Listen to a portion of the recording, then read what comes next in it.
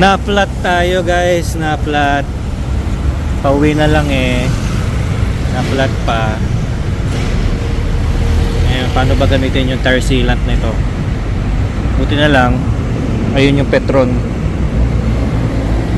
Mapa-assist tayo dun sa patron. Ito siya guys, oh. Parang metal.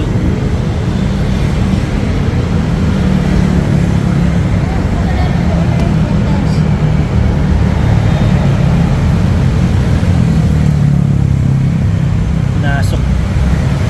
Ayan. Lagyan mo natin ng hangin. Tapos lalagyan ng sealant.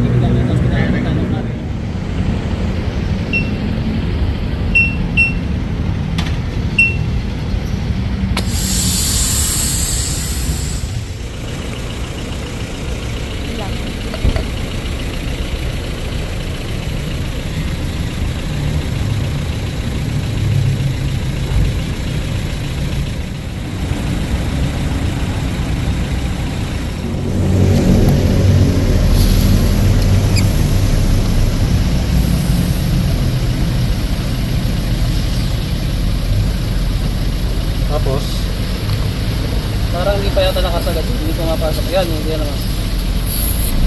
Akala ko dito lalagay. Hindi ma'am, iikot kasi yan. dapat daw 6 o'clock.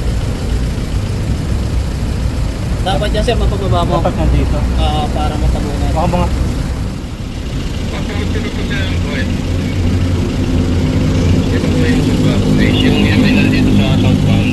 Ubos yan.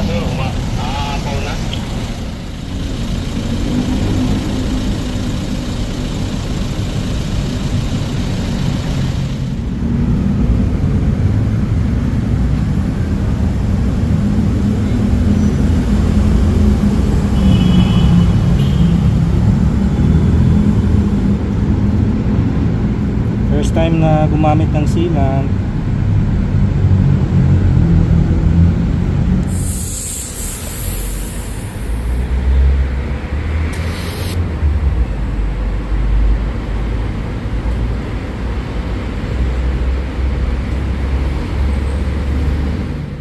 Yan guys.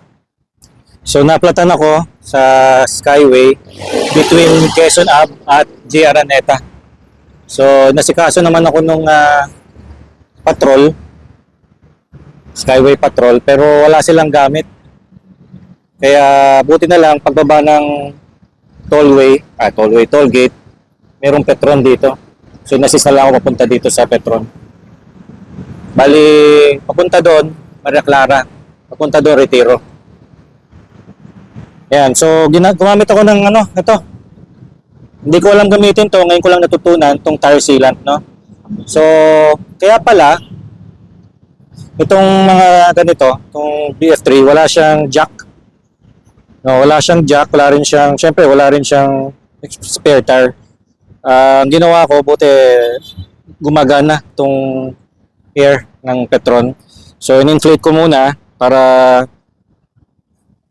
magkaroon ng hangin sa loob, tapos nilagyan ko na ito.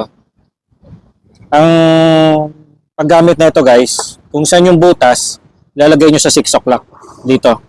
Tapos, meron siyang on, pipitin nyo lang sa on, ilalagay nyo to sa pito.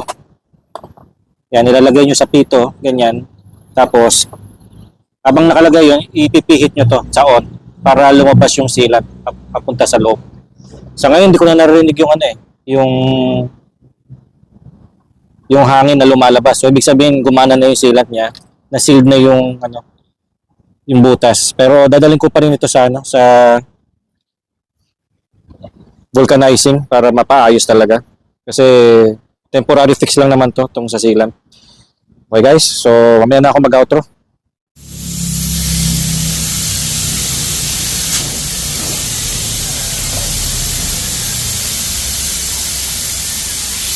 Sealant yan eh. Ha? Do, makatakbo.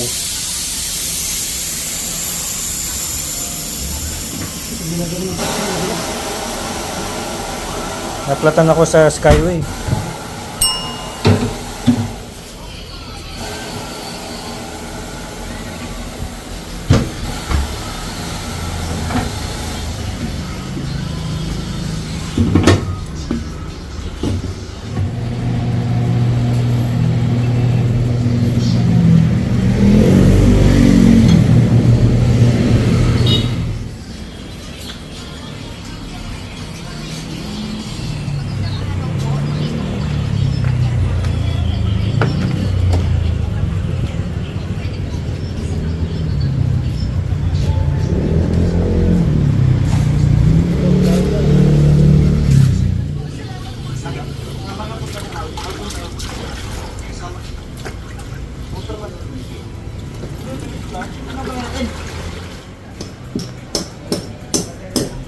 Metal.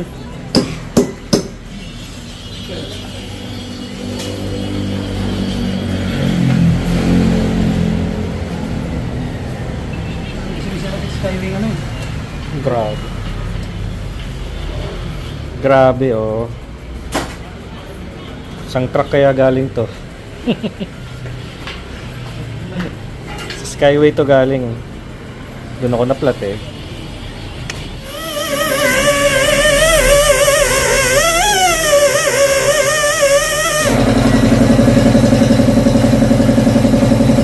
Tingin nga. Nagasgas ano. Nagasgas siya.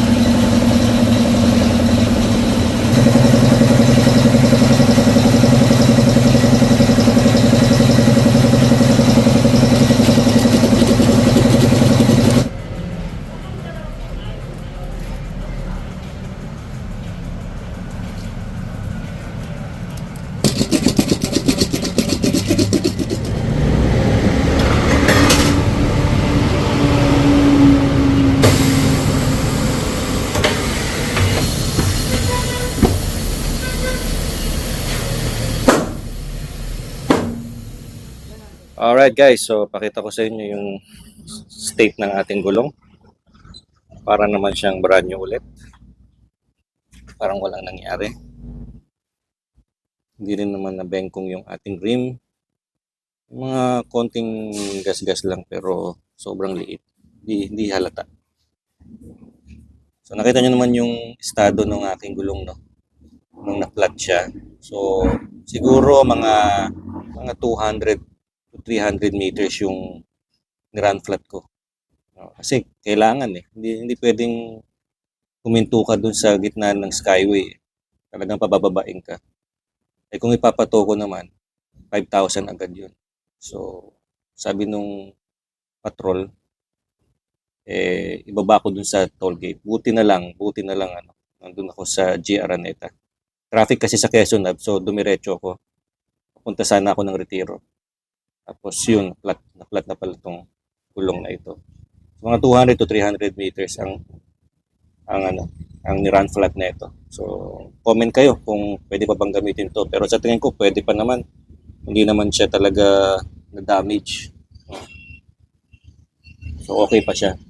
Pero comment nyo pa rin kung ano yung pwede nyo, ano yung opinion nyo tungkol dyan. Ito yung nakadali sa akin, no? Parang ano siya eh. Galing siguro to sa truck o sa bus. Parang natanggal ito sa isang sasakyan na nag-modify. Ayan, may ano siya. Parang may weld siya dito na tanggal. Tapos may mga butas. Unfortunately, nadaanan ko siya. So yung mga ganun naman, hindi naman natin maiwasan yan, guys. No? Hindi naman kasalanan nung gulong ko yan kahit na conforcer siya. Hindi naman siya, matibay din naman siya. No, alam naman natin, matagtag tong PF3, matibay siya. Talagang tinamahal lang talaga na ito.